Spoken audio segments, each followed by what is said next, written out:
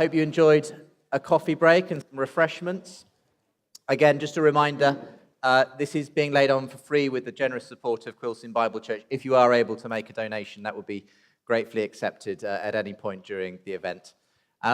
So we've had a really interesting first half, haven't we? As we've heard a story of agnosticism and searching for faith and putting the pieces back together. We've heard that extraordinary story from Dr. Sean George.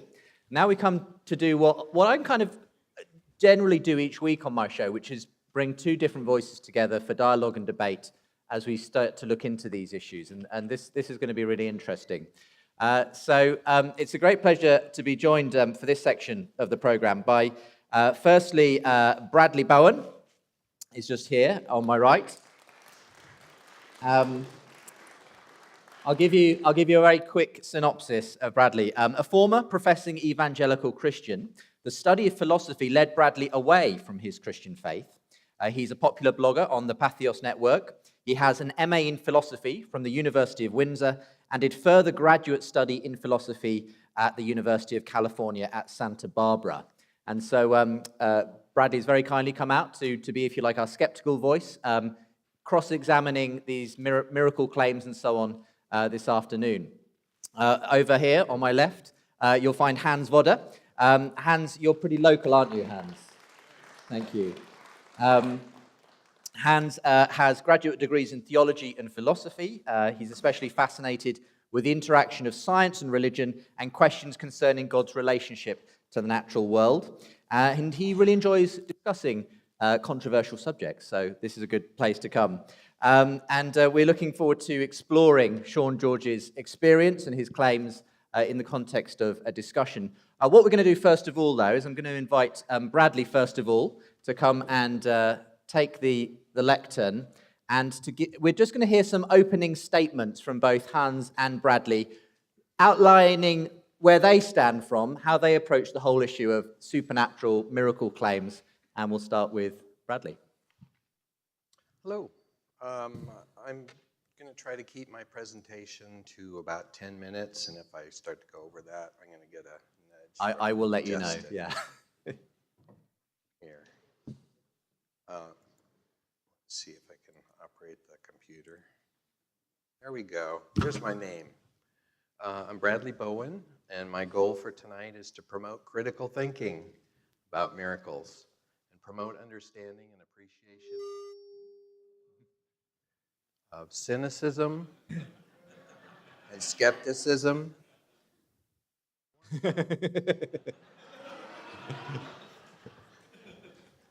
as well as of atheism and naturalism. And you already heard some of my educational background. I have an undergraduate degree in philosophy, MA in philosophy.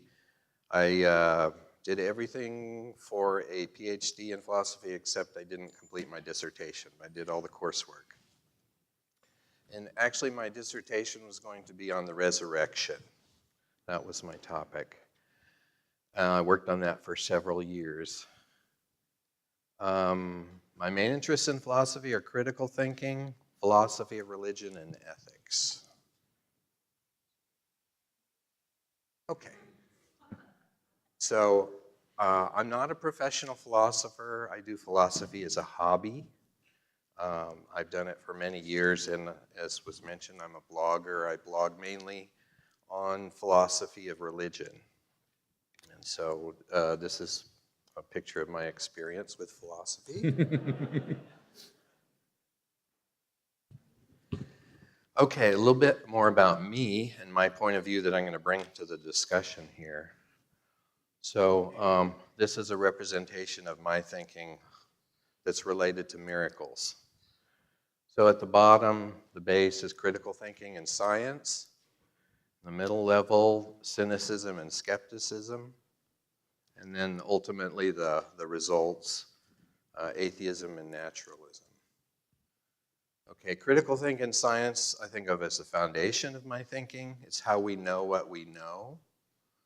And it's relatively uncontroversial. Right? So most Christians are happy to accept findings of science and to think critically and logically and deal with arguments in a rational way. Okay, the middle level is cynicism and skepticism. And this is a little more controversial. Not everybody's a cynic or a skeptic. I'm a cynic and I'm a skeptic. And in fact, I am a skeptic because I am a cynic in large part. And what I mean by cynicism is the belief that people in general are irrational, biased, self-deceived, naive, subject to being deceived, and so forth. So I have a view of human beings in general that we're not very good at thinking rationally and logically. And because I have that view of human beings, that tends to support a skeptical viewpoint. And then ultimately I have metaphysical conclusions or viewpoints, which I've summarized as, for our purposes, atheism and naturalism. It's important, I think, to point out, not everybody understands this, that atheism is not a religion, it's not a philosophy, it's not an ideology, it's not even a point of view.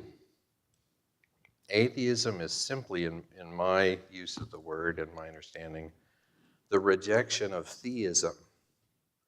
And people can reject theism for different reasons. Some are irrational, emotional reasons. You know, I don't like my father, and God reminds me of a father figure, so I don't want to have anything to do with God.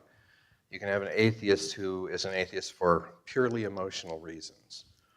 Or somebody can be an atheist because of certain arguments. Or some philosophical atheists especially reject theism because they think it's incoherent, it doesn't make sense. That is, it's not just that there's strong evidence against theism, it's that the concept of God is problematic. It's logically problematic. So there are different reasons why people are atheists, but atheism is merely the rejection of theism. You can have all kinds of other beliefs. You can be conservative or liberal. You can believe in ghosts or spirits or souls and be an atheist, right? There are New Age atheists. Okay. So here's some of the main questions that we're going to try and touch on. We only have a brief period of time, so we're not going to go through all of these questions and answer them all, but these are the ones that we're thinking about. Do miracles occur? What does miracle mean? That's a really important question for me in terms of critical thinking. Did God raise Dr. Sean George from the dead? We're going to specifically address that one. What does rose from the dead mean? Can only God raise someone from the dead? Did Dr. Sean George rise from the dead, and did God raise Jesus from the dead? I don't plan to talk too much about the resurrection of Jesus because we're trying to do a philosophical discussion here. And there's plenty to talk about without getting into that specific issue. And Michael Shermer and Luke are going to be talking about the miracles of Jesus. So clarity is an intellectual standard. It's part of critical thinking.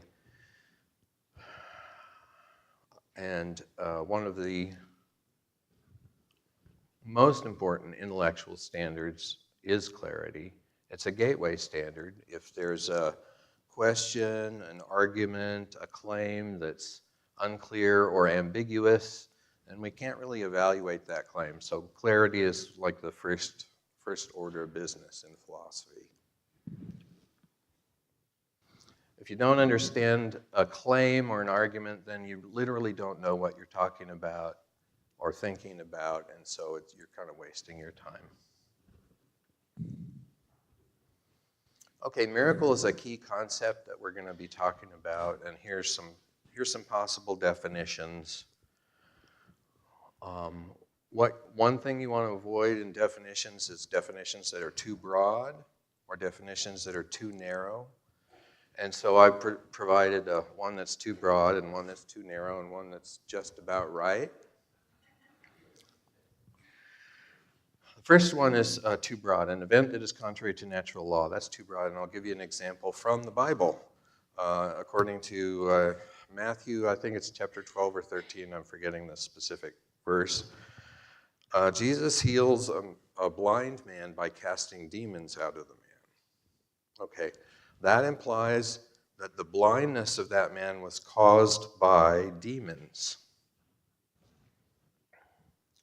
Now, I'm not saying that Jesus casting demons out of him wasn't a miracle. What I'm saying is that in that instance, we have an event that was contrary to natural law, namely being blind for no physical reason, right? So you have a man who's blind, and it's not because of a mutation or a disease or an injury. He's blind because of supernatural beings influencing his sight somehow, okay? But that's not a miracle. Being blind because demons are doing something to you is not a miracle. So that definition is too broad. Definition C is a popular definition among some Christian theologians. An event that is contrary to natural law and that was caused by God in order to reveal something about himself to humans. That last part, God's purpose. That's a common definition, but I think it's wrong. It's too narrow. One reason it's too narrow is that it's insisting that God always operates on a particular motivation. But one counterexample that I use is, if you imagine a child starving to death, a poor child, it's hungry, very hungry, hasn't eaten in days, it's on the verge of death, and God looks down on that child with compassion and instantaneously creates a warm, nutritious meal that appears before the child. Because God loves that child and cares about that child. Okay, but in that case, it seems to me the motivation for, I would call that a miracle. But it seems to me that God's motivation is not to reveal something about himself. God is not always, if there is a God, God is perfectly good, and a perfectly good person or creator would not be solely concerned about promoting theology or promoting knowledge or awareness of himself. If there's a perfectly good creator of the universe, then sometimes that perfectly good creator would want to do something for people just because he cared about them.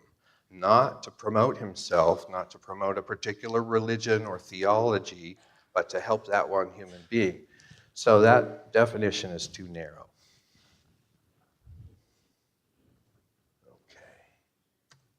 Just to warn you, we're at about 10 minutes now. 10 minutes? Okay, I'm just about done, so I think we're going to be good here. So a key phrase to think about, especially in terms of Dr. Sean George, is what does rose from the dead mean? It's a problematic concept, and we need to be clear about what it means in order to rationally and objectively evaluate his claims and the arguments related to those claims. So an important distinction is the distinction between clinical death and brain death. And it's already implied in his discussion, so this is not new to anybody here. So does rising from the dead mean that somebody was clinically dead for over an hour and then came back to life? That's a possible interpretation. Or does it mean that somebody was brain dead for over an hour and then came back to life? So we need to get clear about that particular phrase. And that's all I have for my introduction. Thank you very much.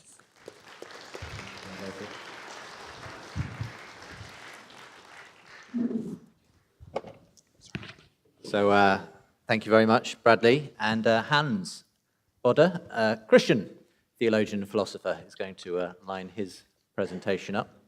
And once we've had Hans's presentation, we'll have a little chat together, and then we'll invite Sean to to do a little conversation with him on his story.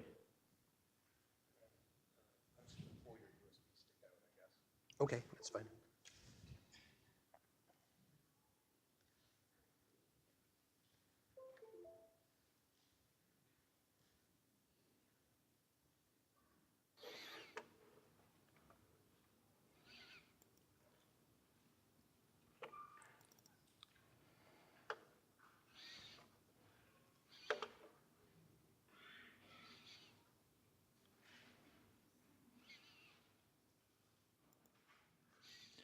All right. Thanks for allowing me to speak here today. It's an honor and a privilege to be with you. Just so we can clear up any misconceptions, I'm not a professional philosopher either. I did do a bit of graduate work in the subject, but that was a long time ago. And I continue to be interested in the subject, but on a purely amateur basis, although I'd like to think it's in the old Latin sense of doing it literally out of a love for the subject. So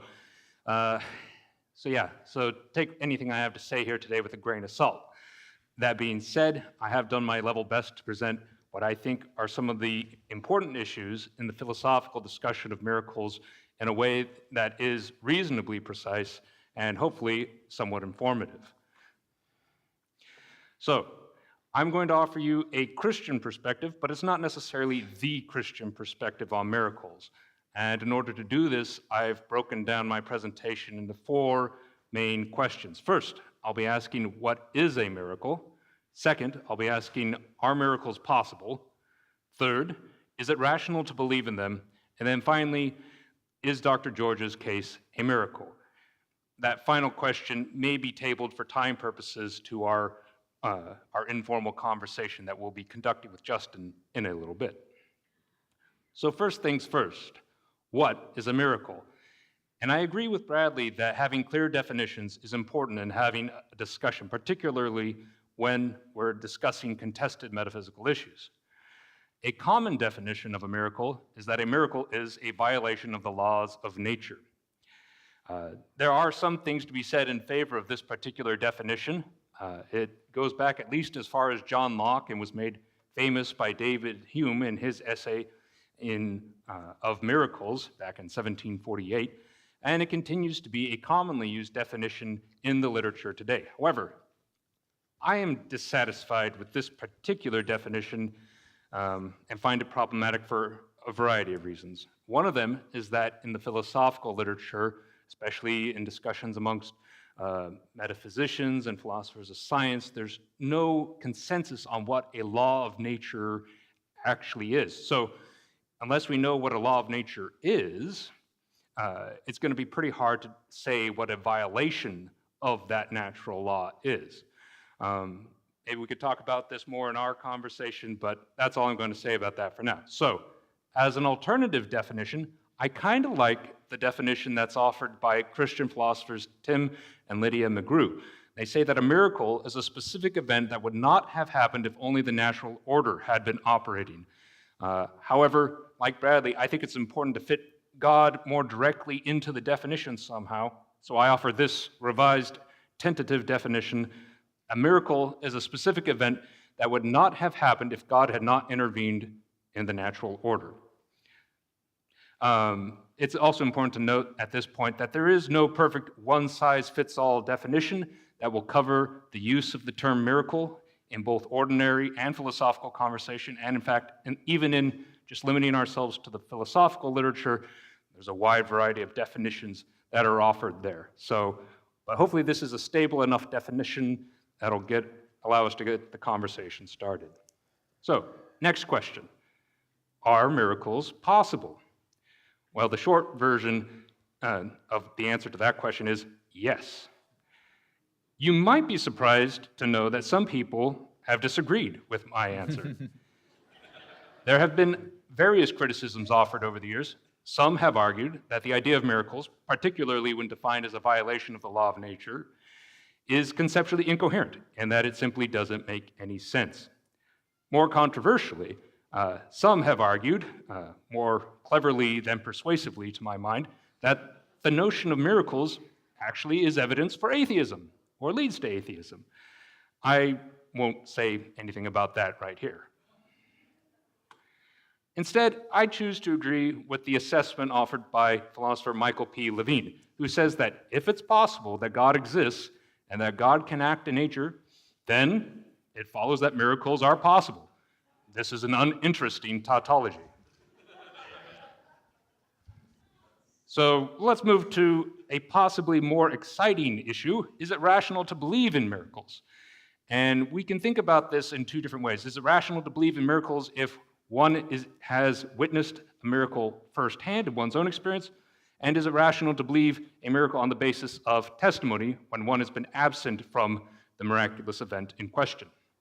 So, in terms of personal experience, philosopher David Johnson offers a little imaginative thought experiment.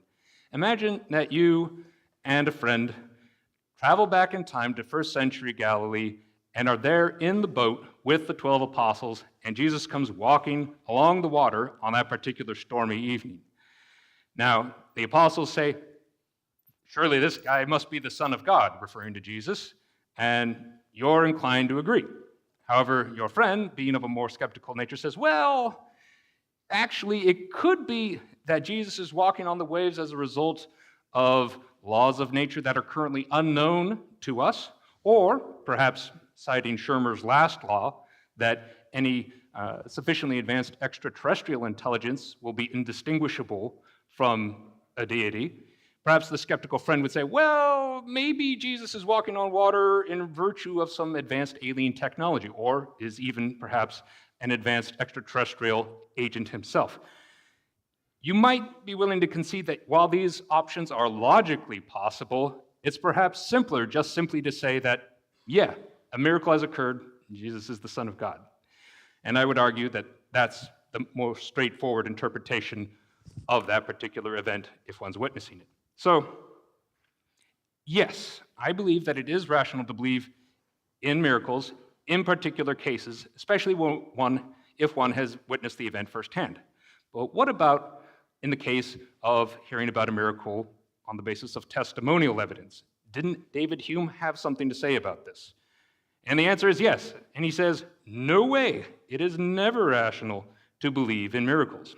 He lays out his arguments in his Inquiry Concerning Human Understanding, chapter 10, in what is perhaps one of the most reprinted articles in the philosophy of religion, his essay of miracles. The essay is divided into two parts. In the first part, he offers an armchair argument, an a priori argument, why it is the case that we are never rationally justified in believing in miracles. And then in the longer second portion of his essay, he discusses in the field or empirical a posteriori arguments against belief in miracles. From part one, he offers this concluding maxim. He says, "No testimony is sufficient to establish a miracle unless the testimony is of such a kind that its falsehood would be more miraculous than the fact which it endeavors to establish." You might be more familiar with the contemporary slogan, "Extraordinary claims require extraordinary evidence," popularized by Carl Sagan and others. However, there are some problems with Hume's argument. For instance, it seems incompatible with Hume's own epistemology, that is to say, his own theory of human knowledge. His view of the laws of nature, given his other views about causation, seem to prohibit him from taking what's called a necessitarian view of laws, and he can only appeal to a regularity view. But it's not clear why the laws, if they're mere regularities in nature, cannot be violated. But again, this is getting into more abstract territory, and we'll set that to the side for now. The other issue is that his maxim is something of a blunt probabilistic instrument, and it doesn't really survive Bayesian formalization. His maxim is useful for assessing the probability of a miracle given background evidence, but it doesn't take into consideration other relevant probabilistic factors. Now, my eyes tend to glaze over when people start talking about formal epistemology and Bayesianism, interesting though it may be. So I'm not going to delve into the intricacies of that, even if I could, which might be claiming too much for myself. However, if you are interested in this sort of thing, John Earman in his book, Hume's Abject Failure, goes into the nitty-gritty of the Bayesian details. So if that's your bailiwick, I recommend you check that book out. finally, the specific question, is Dr. George's case a miracle? To be honest, I'm not 100% sure. That's not a terribly sexy answer, but in philosophy, sometimes that's the best you can do. I do have some concerns, some of which came out in the question and answer session. One thing that was pointed out to me by a fellow parishioner at my church who works in the healthcare profession is that some of these screenshots from the ECGs, they don't have patient ID information on them, no name or identification number, which I think can be overcome in principle, through the testimony of other witnesses, of the interns, of the medical staffers, and other doctors who engaged in the heroic life-saving measures. But in terms of using these printouts in a legal context, I think there could conceivably be some evidentiary issues pertaining to that. However, I personally don't think Dr. George's story is seriously undermined by this in any serious way, but I mention it because it could, in some contexts, be an issue. One other thing that would need, I think, to be one issue that would need to be resolved before stating conclusively that Dr. George's case represents a miracle is the issue of occult ventricular fibrillation or the possibility of ECG error. It's rare, but it does happen. Sometimes the gain settings on the ECG isn't set properly, and so a flat line will show up when, in reality, there is an undercurrent of minor electrical activity going on. And then the Lazarus phenomenon was already discussed, the delayed return of spontaneous circulation after the cessation of cardiopulmonary resuscitation. I think a plausible case could be made that Dr. George's case is a highly unusual instance of the Lazarus phenomenon, but even then, there are certain details of his story, such as the timing of the prayer and the word from his friends regarding his opening his eyes and certain prophetic elements to the story. In other words, the religious and historical context or setting of Dr. George's resuscitation that also require an explanation. And so I think it's plausible that somebody could make an abductive inference or an inference to the best explanation in favor of a religious interpretation of Dr. George's case. So it could well be a miracle, but I'm hoping that some of these issues will become a bit more clear as we continue our conversation this afternoon. Thank you. Thank you. Wow.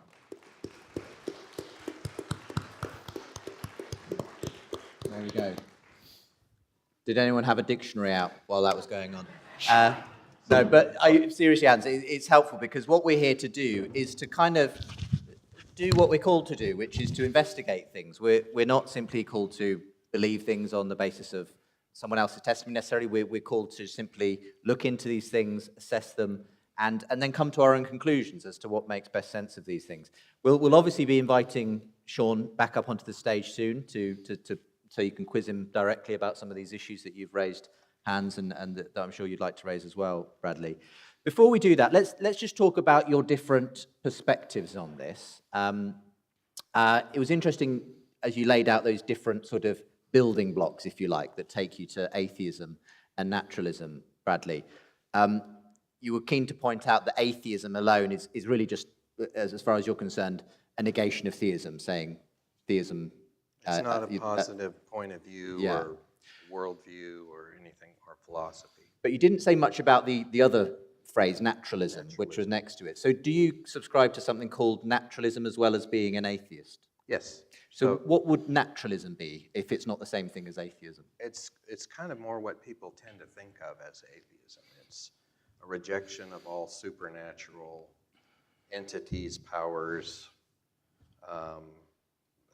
that everything that exists and is real is natural. Okay. It's the basic idea. There's no supernatural that's beyond. While you might have a New Age atheist who believes in spirits and ghosts, that's not you because you're a naturalist. You don't believe in those kinds of phenomena. But there are atheists that believe in life after death, and they're atheists. There are New Age atheists, so it's But I think I'd agree with you that generally when most people think of atheism, they're thinking of the point of view you inhabit, naturalism, the idea that all that exists is nature, laws of nature, the physical stuff of the universe. There's nothing else going on beyond that Right. in that sense. It can be boiled down I'm a to more those things. typical atheist. Yeah, great. I thought that was just helpful to kind of get to that point, because I guess on that particular view, is the miraculous in that sense ruled out by naturalism? If you believe that all that exists is the stuff of nature, then obviously anything supernatural, like a miracle, is sort of automatically ruled out. Right, and as Hans kind of pointed out, I think the word God is, or the concept of God is part of the concept of miracle. As we, especially for this audience, because miracles are generally part of a case for Christianity or of a case for some other religion. So, especially in the Western tradition where God is important. So I think for miracles to play a role in defending a religion, especially Christianity, then we need to understand miracles to be something that God does. Yeah, so hence why, yeah. We're in agreement, I think, on that point. Yeah, I mean, what did you make of Bradley's definition of a miracle? He said this one's too broad, this one's too narrow. Here's what I would see as the correct way of looking at it. Well, actually, I think, generally speaking, we're mostly in agreement. There's a lot of overlap, I think, between our offered definitions. Bradley characterizes that his definition of miracles is cast in terms of being contrary to natural law. For various reasons, I think that's problematic, and I speak in more general terms about being contrary to the natural order. But other than that, I think we're pretty much looking at a very similar definition. Okay.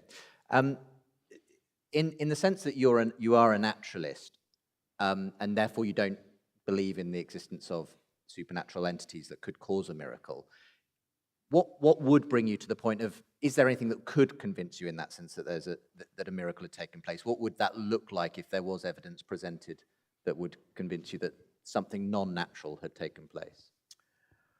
Well, I kind of have in mind kind of 5 hurdles that need to be jumped over to get to miracles. The first hurdle is theism versus atheism.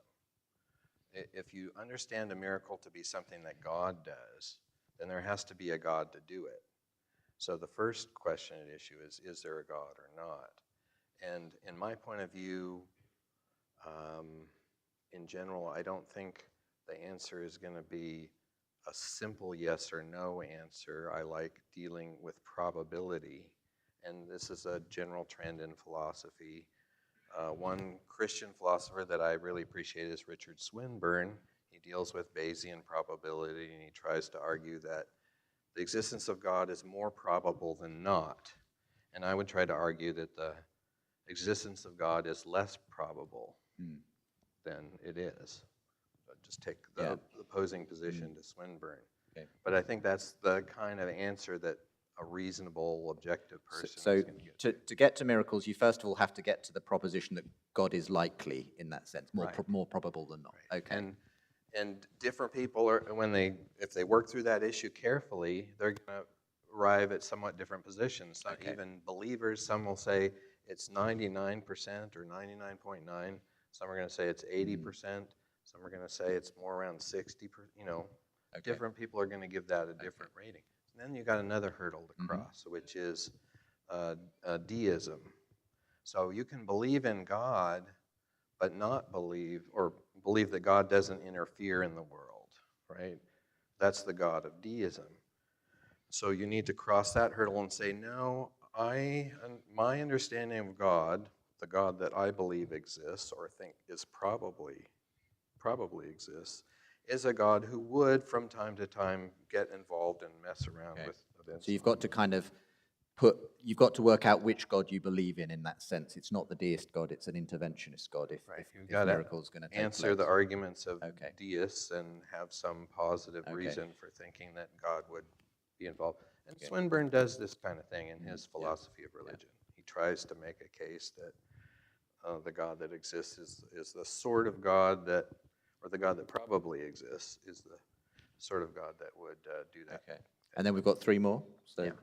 So the next one is, I think, somewhat unique to my thinking, but I think it's again something that I've learned from Swinburne, which is You need to know God's plans and motives, purposes and motivations.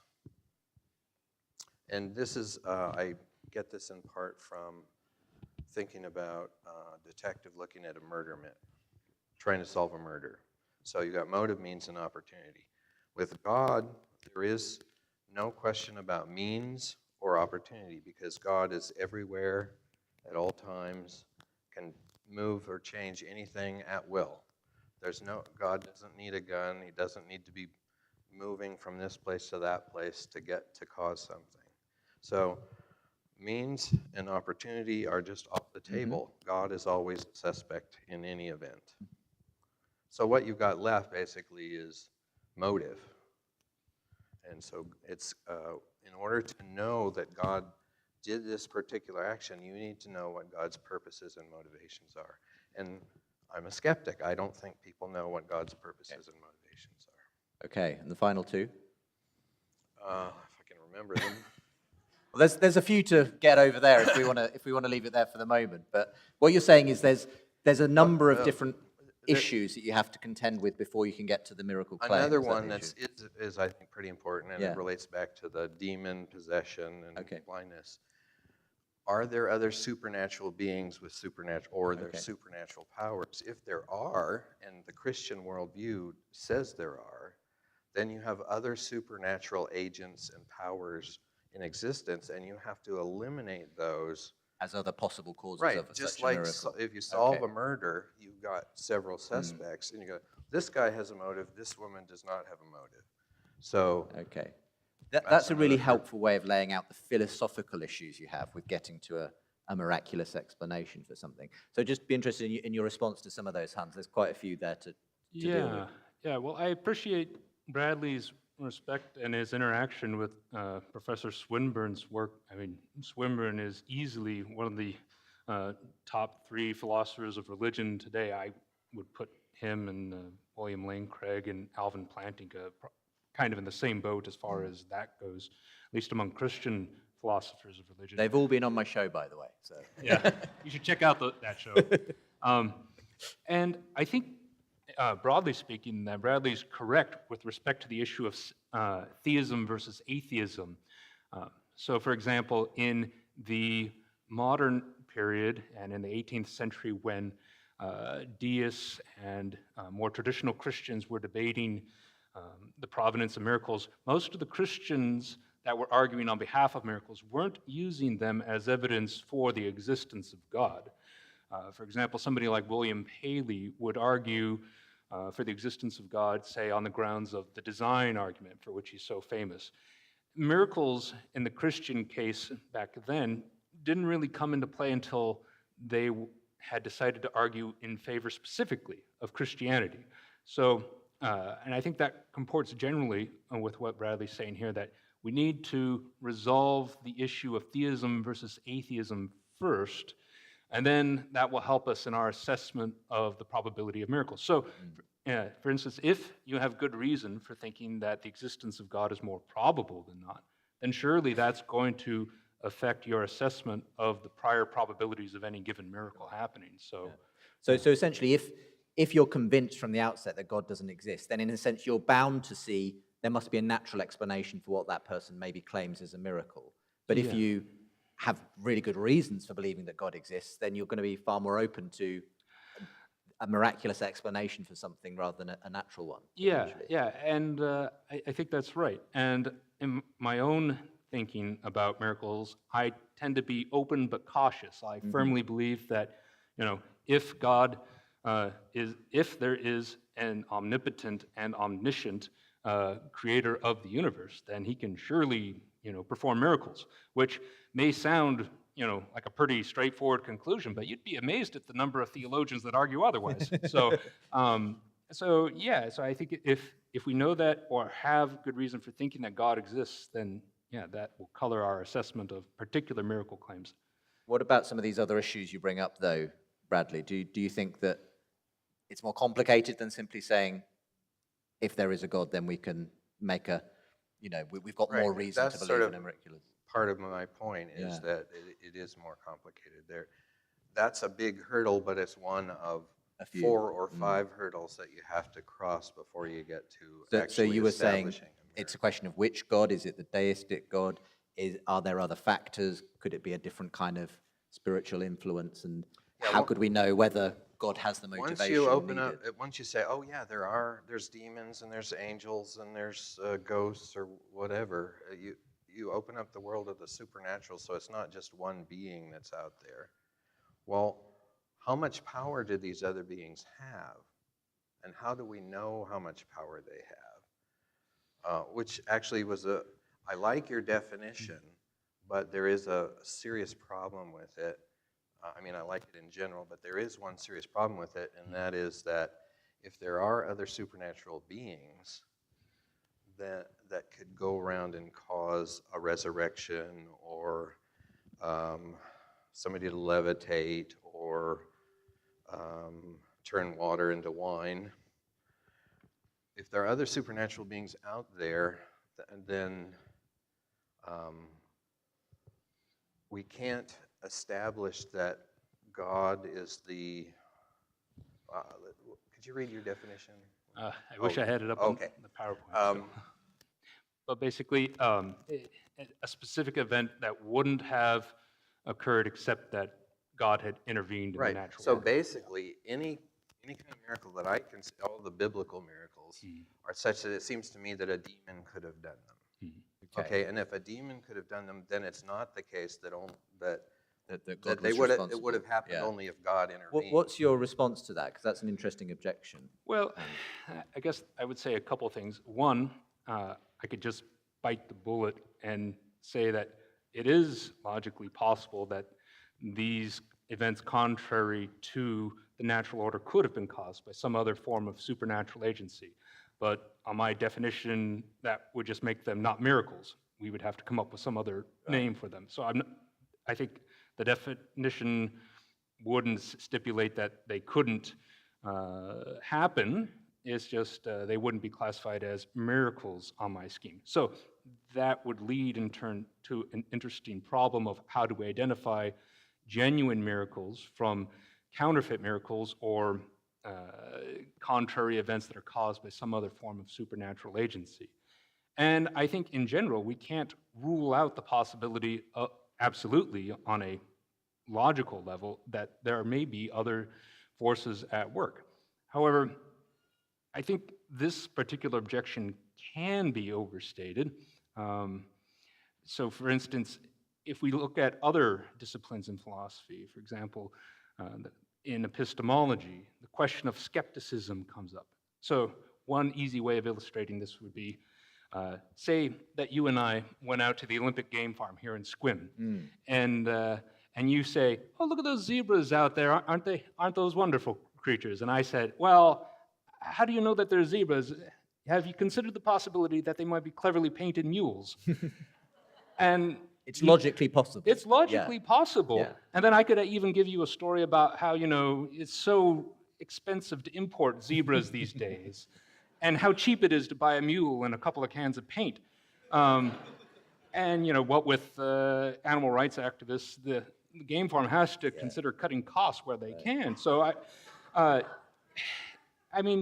you might not be in a position epistemically to rule that out absolutely, but would you still be rational in believing that those were zebras and not cleverly painted mules?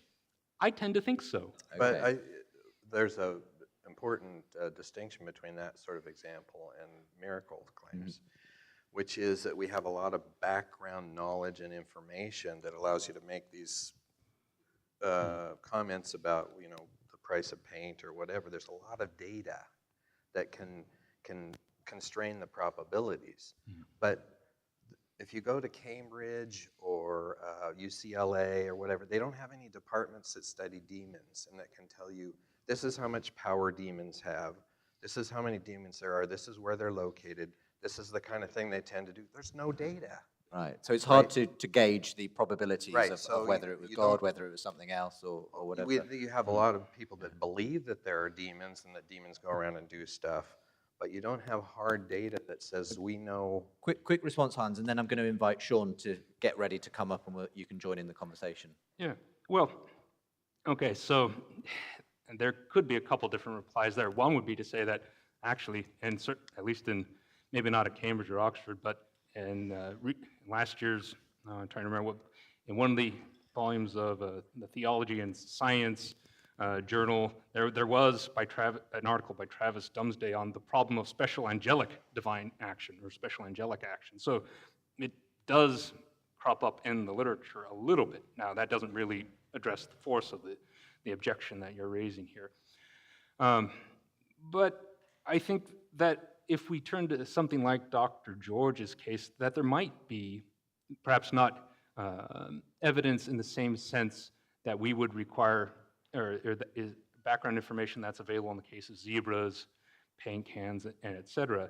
There might still be clues that point in the direction of one explanation regarding a particular supernatural agency rather than another. For example, you refer to the work of Swinburne. Swinburne, in these kinds of cases, I would imagine would appeal to the criterion of simplicity. So, for example, you could say that a particular anomalous event was caused by a consortium of divine agents, perhaps a polytheistic panel of imps and demons and lesser angelic beings. And I think Swinburne would might say something like, well, sure, that's possible, but given the criterion of simplicity, monotheism comes out ahead. And so if you've got good evidence for thinking that a miraculous event has occurred in the first place, then monotheism, rather than the polytheistic panel of imps and demons, is going to be the preferable explanation. And I have an even simpler explanation than a collection of demons or angels or supernatural beings, and that is that human beings might have supernatural powers that they're unaware of. So Sherry, in praying for Dr. Sean George, might have some supernatural power to bring about his resurrection, for example. And this is a simpler explanation than the monotheistic one. Well, I'm not sure if it's simpler than the monotheistic one, but it's simpler than perhaps it's preferable in some ways to the demon explanation because A, we know that Sherry exists, and B, we know that she has a motivation to want this resurrection. So if human beings have the power to raise other human beings, or some human beings have this power by their mind, the use of their minds, then all we're supposing is this additional power that's sort of mysterious that we don't know much about, but that's a much more constrained assumption than saying there's a bunch of demons running around. We'll probably have to just leave it there for the moment for the nitty-gritty of the philosophical discussion. Why don't you come and join us, Dr. George, again? I think you're going to bring your laptop over as well, just in case you want to pull up any facts and things.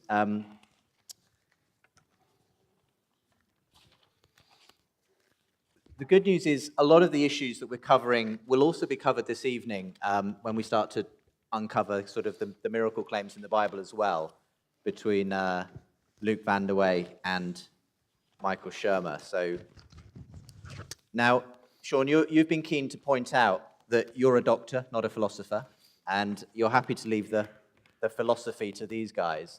But what I've been looking forward to in this particular aspect of the conversation is for two people who both have questions. Certainly, Bradley's obviously very skeptical, and I think you've got a modicum of you're a skeptic. You're openly cautious, as you call it, Hans, about this case, and in a sense, just an opportunity to ask some of the questions that you're thinking, that maybe the audience are thinking as well. We were able to ask some of those earlier as well, and just see what your response is to some of these, Sean. So who would like to begin with some questions and cross-examination for Sean? Would Hans, you had some questions that you brought at the end of your thing, so why don't we start with those? Well, maybe we could pick up by discussing the Lazarus phenomenon. We had a brief opportunity via email to discuss this prior to the conference. In the presentation today, it was mentioned that CPR near the end of the period in which you were in asystole, that CPR was stopped, and then somewhere between 5 to 11 minutes transpired prior to the return of spontaneous circulation. That seems to me, based on what little I know of the medical field, and so again, what training I do have is in philosophy and theology. I don't have any medical expertise whatsoever, so you'll have to help me out here. But that seems, superficially at least, to be in keeping with the Lazarus phenomenon. There were different published studies that say, for example, this one was published in 2007 in the Journal of the Royal Society of Medicine, which said that return of spontaneous circulation occurred within 10 minutes of stopping CPR in 82 of the cases, and that a good portion, about 35%, were eventually discharged home with no significant neurological problems. So, all right. Thank you for that, Hans. I just thought it's important to clarify a few things and show you some of the scientific evidence, because that's my area.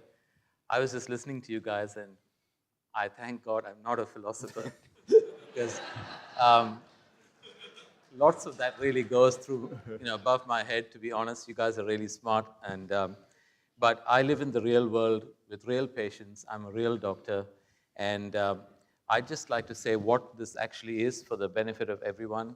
So Lazarus phenomenon is actually defined as the unassisted return of spontaneous circulation after cardiac arrest. Another way of defining it is described as the delayed return of spontaneous circulation after the cessation of cardiopulmonary arrest. And as I mentioned earlier, it was first coined in 1983, and it was because of the resemblance to the story of Lazarus, and first reported in medical literature in 1982. So I've actually looked at exactly that same study that you have just quoted in 2007, and that study, that's a bit old, but now there's 49 reported cases. But in that particular study, as I pointed out in the slide, there was only one case that actually went above 60 minutes. There was 75 minutes, and the authors had actually claimed that this patient had come back after almost 20 minutes. They had restoration of spontaneous circulation, and they had a good neurological outcome. So I actually went to the reference that they provided for that to actually go more into the case, because this is the problem with medicine. You need to really go in and try and find out what actually happened. And when I actually looked at that particular reference, the reference was actually to the first published article on Lazarus phenomenon. And when I read through that article, and I put that article up there, the resuscitation was actually stopped in 23 minutes. All infusions were stopped, and the oxygen supply was disconnected. For 5 minutes after, there was a return of spontaneous circulation. There was no significant neurological recovery observed, and all support was discontinued, and the patient actually died. So unless the authors have made a wrong reference to their article, I don't actually accept that, because this is what they have published. I'm surprised it actually went through a peer-reviewed journal when they've actually given a wrong reference, if that is indeed the case, or what they have written is actually incorrect. So in all these cases of Lazarus phenomenon, they were all short duration. Now I want to point out a few more things. There's more published articles. This was in 2014. And this was actually a systematic review and includes case reports involving patients in cardiac arrest who recovered circulation spontaneously in the absence of CPR, or other attempts had been abandoned. So following their search protocol, they collected case reports of spontaneous circulation from databases. Now, they had actually found 49 cases of the Lazarus phenomenon. And of these 49 patients, what they found, 33 patients actually recovered circulation within 10 minutes. Out of that, 31 of these patients died when they were in the hospital. Only 11 were discharged alive without complications or with only slight neurological impairment. Just so I can understand what you're quoting here, Sean. So you're saying that of these 49 cases, how many? Only a certain number of them were restored after 10 minutes or more of not having the CPR. No. No, So sorry. what I'm saying is that the people who had the Lazarus phenomenon Yeah. were 49 in total. Yeah.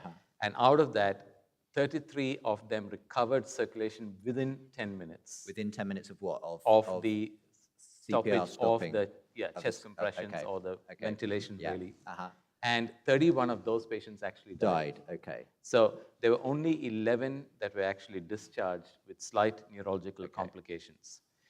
But if you look into the details of these cases, none of them were prolonged CPR. They were all Relatively short amounts of duration. CPR. So And there even wasn't- then, Right. only 11 of them actually survived. So is if you like, what I'm getting from that is that because the CPR was relatively short compared to your case, the amount of they were effectively not dead for as long in That's that right. sense. They were they had less opportunity for the brain to be starved of oxygen and so on because the actual time between them, their heart stopping and them recovering consciousness was less. Okay. And now, this is the latest published article in September 2017, where they looked at the delayed return of spontaneous circulation after cessation of cardiopulmonary resuscitation, also known as Lazarus phenomenon.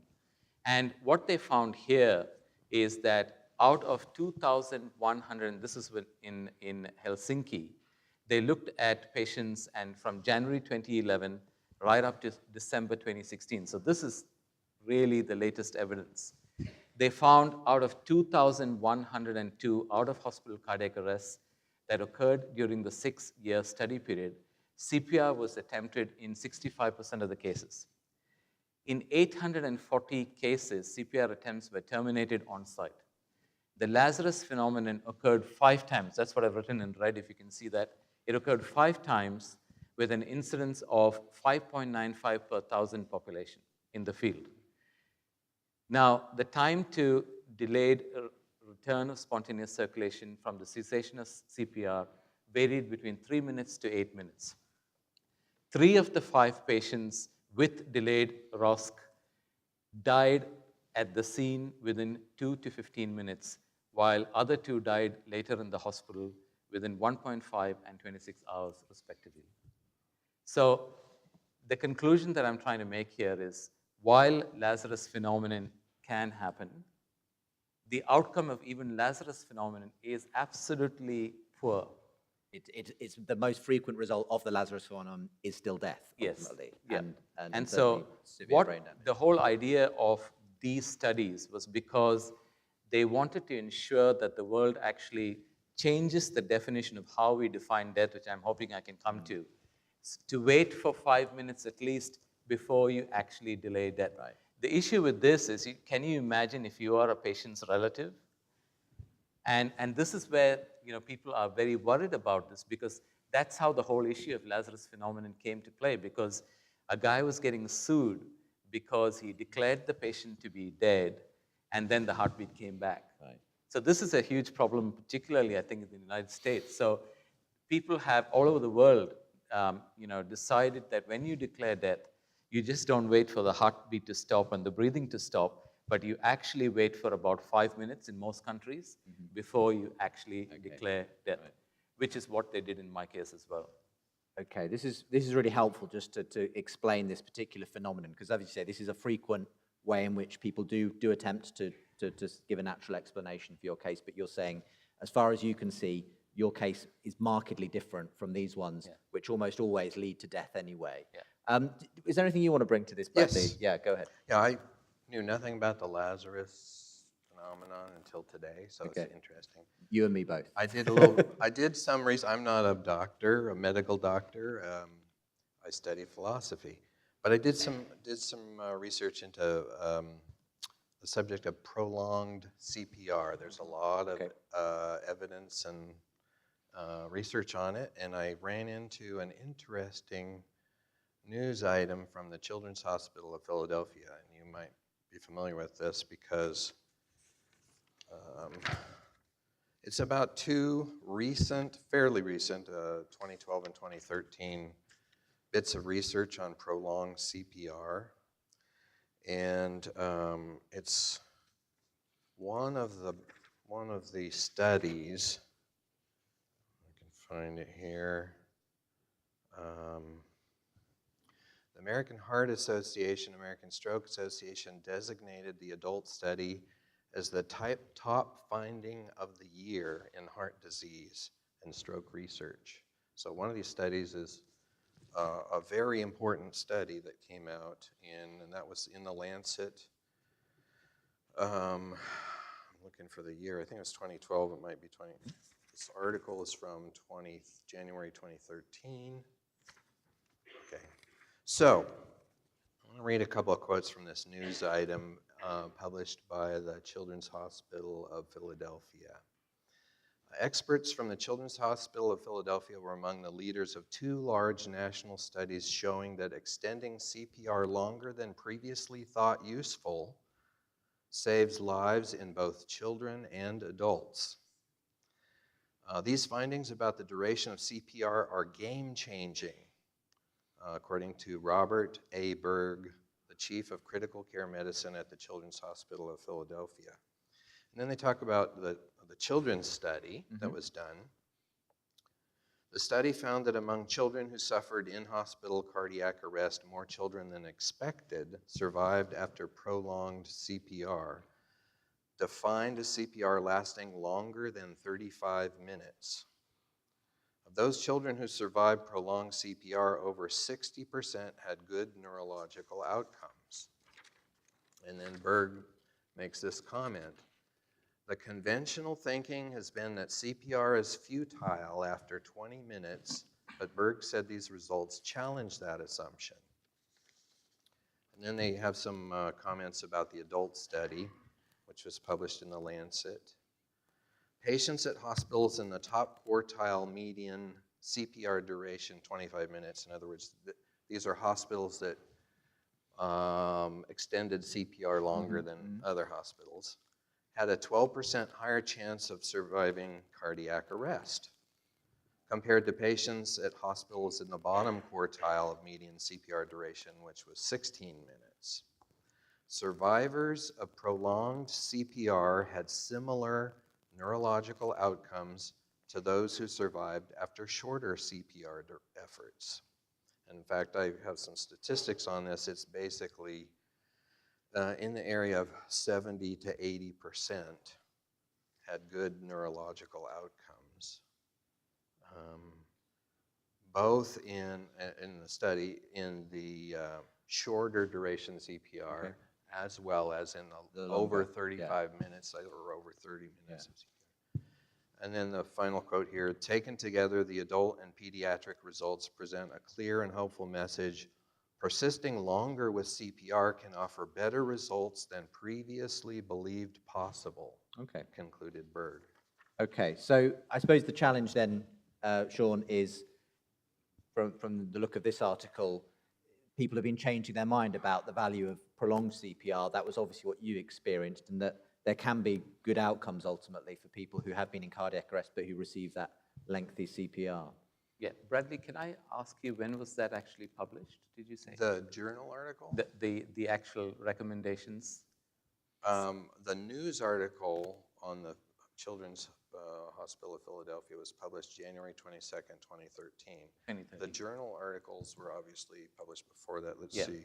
Probably so I'm wondering whether the adult study is actually referring to this particular study, which was published actually in 2016. This is even more recent. Okay. Well, it can't be that one because this was 2013. This article. So but this is I'm just wondering, just on the surface of this, that if that was really the case, and this was published back in 2012, we are in 2019, and none of the guidelines have actually changed at all. So it would be really questionable to think that if this was really a legitimate outcome, why is it that the medical fraternity hasn't changed their policies or procedures at all? You have a more current article? Yes, yes. So I would like to speak to this article because this is more recent, published actually in the Critical Care Research, And this actually was an article that I looked at very carefully because I was very curious about the outcomes in this. So let me just very briefly take you guys through this, because this is one large study and where the overall median duration of resuscitation for in-hospital cardiac arrest was known to be about 17 minutes. And so for out-of-hospital cardiac arrest, patients usually used to get about 20 minutes of advanced life care. So the current overall survival rate to hospital discharge, and I'm quoting from this article, is 17% for in-hospital cardiac arrest and 5% for out-of-hospital cardiac arrest. This article describes a 76-year-old man who had good quality CPR, measured by end-tidal CO2 in one of the best centers with bispectral index and arterial line blood pressure. The bottom line of all that, best possible care that you can imagine.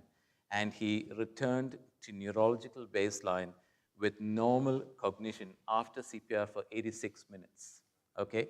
So this is an interesting article, certainly worth my time looking into it, so I did look into it. And they had actually performed an extensive search in PubMed, which we use all the time for prolonged resuscitation from 1947 to 2013. And they drilled it down in the end to about 491 articles. And their criteria were they would include patients in this study if they had at least 20 minutes of CPR, okay?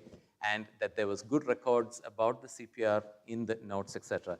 And then looked at whether there was a description of the outcome of the neurological status after the CPR. So this is the criteria that they used. So this is the 78% that I think you were quoting earlier, Bradley. So that's why I pointed to this study. A total of 82 patients were included in the review. All cases were published between 1980 to 2013. The mean age is about 43 plus minus 21. The main causes for the cardiac arrest was a heart attack, which is acute myocardial infarction, hypothermia, pulmonary emboli, drug overdose, arrhythmias, and there were no cases of sepsis. The latency to CPR, that means the time to which the CPR was started, was approximately 2 to 6 minutes. The initial cardiac arrest rhythm was either ventricular tachycardia without pulse or ventricular fibrillation, or the pulseless electrical activity, which I talked about earlier, or asystole. Now, they said that the median duration of chest compression was 75 minutes, with a range of about 20 minutes to 330 minutes. Only 7 patients had about 20 to 30 minutes of resus, and the quality of chest compression was deemed to be excellent, 96%. And several types of adjunct therapies were used. So as I mentioned earlier, they used the ECMO, which is it's like using a heart and a lung, which we use, and then 15 cases of that. And also there was patients who had hypothermia, which is about 16 of the 17 hypothermic patients. Rewarming is performed. So 5 patients did not recover from the resuscitation. At 28 days, 13 patients were dead. At 6 months, there was 1 additional death. So the success rate of the resuscitation at 1 year, they quoted to be 68 out of 82 patients, which, when you look at the numbers, is about 83%. Now, the neurological outcome was at 1 year, 50 patients, that 61% had full neurological recovery. 14 patients, that 17%, had reasonably good neurological recovery. And then there were 3 patients who had moderate neurological deficits, etc. The overall success for neurology was 78%. So it looks really interesting. And this was the discussion that they wrote in their paper. A recent retrospective analysis of out-of-hospital cardiac arrest showed a decrease in the probability of survival to hospital discharge with a good functional outcome with each minute of CPR. The probability of good functional outcome after 15 minutes of CPR was down to 2% compared to 75% for patients resuscitated for 10 to 15 minutes. This is the existing research. In another study from Taiwan, the rate of return of spontaneous circulation was more than 90% in patients resuscitated for 10 minutes, but compared to 50% when the CPR was longer than 30 minutes. Based on these studies, it appears that the need for longer resuscitation is associated with worse outcome. On the other hand, a review by Goldberger, longer duration of resuscitation was associated with a higher survival, especially in patients with an initial rhythm of pulseless electrical activity or asystole. And finally, they said an observational study by Cha et al. Evaluated the duration of CPR and showed that the resuscitation rate was 25.5% and survival was 5.6% when CPR was longer than 30 minutes. I think the Goldberger article was mentioned here. Right, yeah. So Some news. this is what the authors of the article have then documented. So what they're saying is the difference in our rate is most likely due to publication bias inherent to the retrospective nature of the review. And what they've written, and I'm just quoting them here, is a major drawback in our study is the presence of publication bias. Positive results bias occurs when authors are more likely to submit or editors accept positive compared to negative or inconclusive result cases. The cases of prolonged resuscitation with successful outcome are more likely to be written and accepted for publication compared to similar cases with poor outcome. On the other hand, conducting a randomized controlled trial may not be ethical, which we can understand. So what I'd like to say here is, even in this whole study, you need to compare apples with apples. Now, 15 patients had ECMO. Okay, so ECMO is very well known in CPR to actually do the function of a heart and a lung. So the outcomes with ECMO are far better. Now, I'm not sure whether you would have ECMO anywhere here in Squim. ECMO is found in really big hospitals, at least in Australia. It is an extremely expensive equipment. It's not used in majority of the cases of resuscitation. ECMO is not used. If you happen to be in a great center, living in a big town, maybe you'd be lucky to have ECMO. The second thing I'd like to say is 16 of these patients had hypothermia. Now, in resuscitation, there's something that's very important that we teach our students. One of the exceptions to the rule is hypothermia. If a patient is hypothermic, that means their temperature is below 32 degrees Celsius, you need to continue the resuscitation until you can get their body temperature back to normal or near normal. And the reason for this is because when you're hypothermic, the oxygen consumption by the brain is almost brought down to the minimal. And this is why you have these science fiction movies about cryopreservation and all of this stuff. And actually, there are plenty of articles of people who have been very hypothermic for prolonged periods of time. I'm talking about more than a couple of hours. I think I read one case where it was 8, almost 9 hours. Yeah, in a and yet they were able to come back to life. So the dictum that we teach, and this has been the case forever, ever since I've been a doctor, you're not dead unless you're warm and dead. Okay? So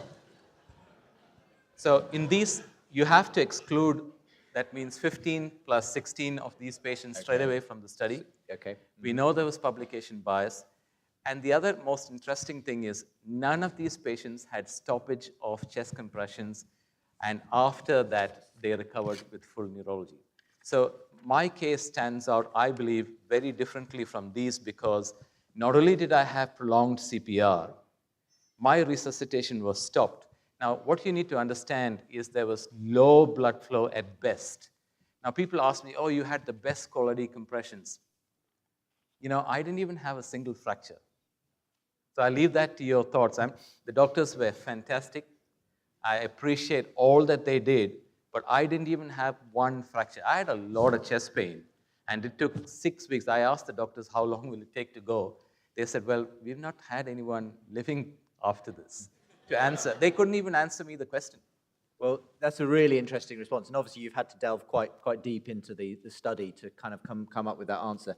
Again, you're not claiming to be a medical professional, Bradley, so I know that you're not going to necessarily be able to respond to the detail of this. But Actually, I'm familiar with that article. okay, I so ran into well, it. do you want to? Are there any further kind of questions you want to ask on the back of that? I completely agree that there's a very significant issue that they pointed out themselves in the article about I forget. Publication bias. Publication bias. So if you're a medical doctor and you do CPR for an hour and a half on somebody and they die, it's not something that you're going to be really anxious to write up a journal article about. Yeah. Right? Whereas if And- they do survive, then you might well. Right. And, do it, and yeah. if somebody does write that up and submits it for publication, and they also have other articles where they did an hour of CPR, but the person survived and is doing great, there's going to be a bias towards publishing that. So it's nowhere near a representative sample of what's out there. But I think it's the Goldberg study does have data that shows that, for example, 78.4% of cardiac arrest patients who survived to discharge as a result of prolonged CPR had favorable neurological status. Now, if you go into once you go over 30 minutes, the data that I've seen is you can get more people to survive, but it's going to be a small percentage of what what the maximum is. The maximum is about half. You can save about half of people with in-hospital cardiac arrest, around that, okay? When you get to 30 minutes, you've got 42.5% of them rescued. So you got another 6-7% that you can get by doing extended CPR. The point is that if you do save somebody with extended CPR and they live to hospital discharge, they're probably going to have good neurological status. That's what this study from Goldberg showed. Okay. Yeah. Can I just show some, because I looked into a lot more, and again, we're talking about in-hospital cardiac arrest versus out-of-hospital cardiac arrest. Mine, unfortunately, comes somewhere in the middle of that, because I was neither in a hospital, neither was I actually out. I was in a clinic. And I'm not sure how the clinics in the US are, but you saw the clinic, right? It was a small, tiny place. You were half in a hospital. Yeah, I was in a, in between. So unfortunately, there's no in-between data that I can show, but we can probably rationally assume that the outcome would be somewhere in between. So let me just show you some of the data that I have looked at, and this was published in the Lancet 2012. The duration of resuscitation efforts and subsequent survival after in-hospital cardiac arrest. Okay, so this has happened in a hospital which has got all the facilities right there.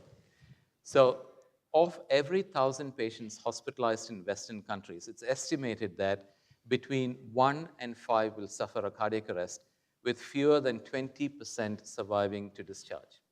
Between 2000 and 2008, they identified 65,000, almost 64,500 patients with cardiac arrest at 435 hospitals with a large national registry. And what they did was they calculated the median duration of resuscitation before termination of efforts among its non-survivors as a measure of the hospital's overall tendency to longer attempts. And the overall proportion of patients achieving immediate survival with return of spontaneous circulation was 48.5%, while only 15.4% survived to discharge. Of the 15.4% who survived to discharge, 80.6% had a favorable neurological outcome, which they said was CPC2, which is not 100%, but not too bad. But what they found was those patients achieving return of spontaneous circulation, the median resuscitation time was 12 minutes, while it was 20 minutes for those who did not achieve, or the non-survivors. So even within that small time frame, there's a huge difference. So you might say, well, that's an in-hospital cardiac arrest. Let's look at out-of-hospital cardiac arrest. And this was actually published in the Circulation literature in 2016. So we estimated the impact of resuscitation duration on the probability of favorable neurological outcome in a multi-center cohort. And this was a secondary analysis of a North American single-blind, multi-center, cluster randomized clinical trial. So that's fairly decent. You can't do a randomized clinical trial, as we established, it's unethical. But they looked at this. The primary exposure was duration of resuscitation in minutes, or the termination of resuscitation. And the primary outcome was survival to hospital discharge with a favorable neurological outcome. Need not be necessarily 100%, but pretty good, right? So subjects were additionally classified as survival with unfavorable outcome, which is the modified Rankin scale of 4 to 5, or those with return without survival, or just with ROSC. So what they found was the median duration of CPR was 20 minutes overall. 13.5 minutes for those who actually had return of spontaneous circulation, and 23.4 minutes for those who did not have return of spontaneous circulation. There's about 11,000 subjects that they studied. And I want you to just focus on the bit that says, of these, 35.4% achieved return of spontaneous circulation, and only 10.8% of these patients actually survived to hospital discharge. And of those that survived, 8% only had a good neurological outcome. Because that's even less, okay? Now, let's look at the latest systematic review. How does the length of cardiopulmonary resuscitation affect brain damage in patients surviving cardiac arrest? This is a systematic review that was published in the Scandinavian Journal of Trauma, Resuscitation, and Emergency Medicine in 2018. So this is the latest. The aim of this review was to explore the effects of the duration of cardiopulmonary resuscitation on neurological outcome in survivors of both in-hospital and out-of-hospital cardiac arrest achieving return of spontaneous circulation in hospital. The study period was from January 2010 to March 2016. And they looked at a total of 7 studies that were included in the review and were appraised for quality. 5 studies found a significant link between shorter duration and favorable neurological outcome. 1 study found no significant link between rate of favorable outcome and CPR duration, but did find a worse outcome in those with a longer duration when looking at mean and median scores. This is one of the highest quality studies and had a very large representative population. And this is what they concluded. There was no obvious difference in the neurological outcome between studies looking at out-of-hospital and in-hospital cardiac arrest. One of these studies of in-hospital cardiac arrest and had an average of 6 minutes of CPR for a good outcome compared to 15 minutes for a poor outcome. And if you look at the 2 studies of the out-of-hospital cardiac arrest, one was 4 minutes and 6.2 minutes for a good outcome compared to 16 minutes in both studies for a poor outcome. And one study, including both in-hospital and out-of-hospital, found that patients who had out-of-hospital had a significantly worse outcome than in-hospital. And this is the latest research. Right. Beyond 15 to 16 minutes, the neurological outcome is very poor. Let's have one more question. I feel we should get another one from you, Hans, before we have to go to our final break. And yeah, so I will ask just a very basic question. So can we rule, how likely is the possibility of ECG error or of AED error in your case? So when it advised people to no longer administer shocks after the 13 defibrillations, is there a chance that there really was some electrical activity going on in your heart that the AED just didn't pick up on? Okay. What's the likelihood? I might try and answer all the 3 things that you put up together, if that's all right. You'll have to be quick, because Yes. we must try and get to our final break soon. Yeah, so let me quickly answer why my name is not there. Now, Yes, that was the first objection. Yeah, so the reason for that is if you ever work in a situation of an emergency, the last thing that people are going to do is try and enter the name in a and have you ever tried to enter a name into a defibrillator? It is a complex task. They're trying to actually save lives, right? So they didn't put your name in. Yeah. Right. So unless you put the name in when the ECG is being printed out, so it has to be done prior. They didn't really have the time to do that. This is a patient presenting and a doctor that too, who deals with this, presenting saying, I need an ECG done. Secondly, I have got lots of testimonial evidence on my website from the doctors who were actually present, 3 of whom were Christians, but 3 of them were Hindus. And you can see the testimonial evidence there. The second question that you talked about is about the defibrillator, and I just probably will show you one slide on that. So I actually discussed this issue of the defibrillator with Dr. Rao. Now, what you need to understand, and this is taught for anyone who does advanced life support, if you think that this is not VF and it's a low-lying electrical activity, you treat this as though it is asystole.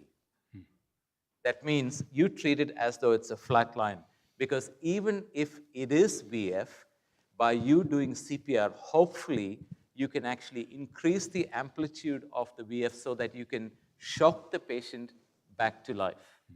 So actually, it's a point in support of my case that the fact that they shocked me 13 times, there was clear-cut evidence on the defibrillator monitor that this was cause ventricular fibrillation.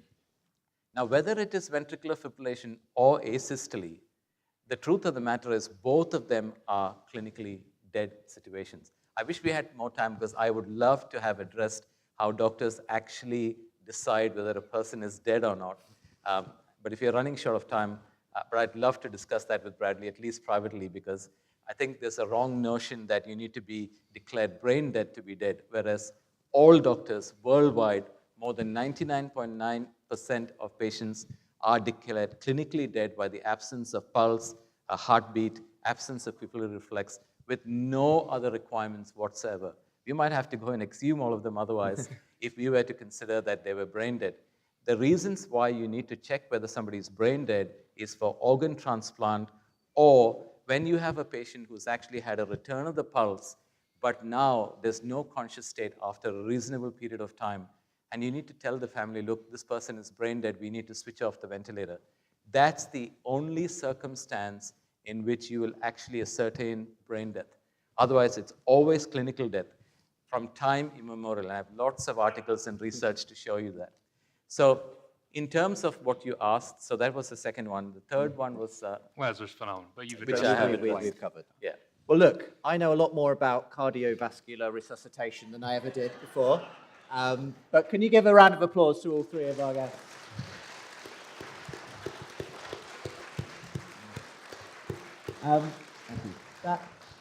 What we've been able to do this afternoon is quite unusual, actually, and it is to take one person's story, extraordinary story, and to really try and put it under the microscope. Obviously, even in the time we've had, there are so many more questions that Bradley, Hans, and all of us would probably like to ask. But I think what we did today is actually really helpful, because I think it's important to say, okay, let's really dig in. Let's look. Let's unpack this and see if it really stands up to scrutiny. I appreciate all of you for taking the time to try and do that, to look into this. Obviously, you are now allowed to go away and make up your own mind, perhaps look into it more, and to think through whether these issues can be explained by purely naturalistic means, or whether God is involved at some level in these kinds of stories. For the moment, again, I'll just say a great thank you to Dr. Sean George, to Hans Vodder, and to Bradley Bowen. Thank you very much.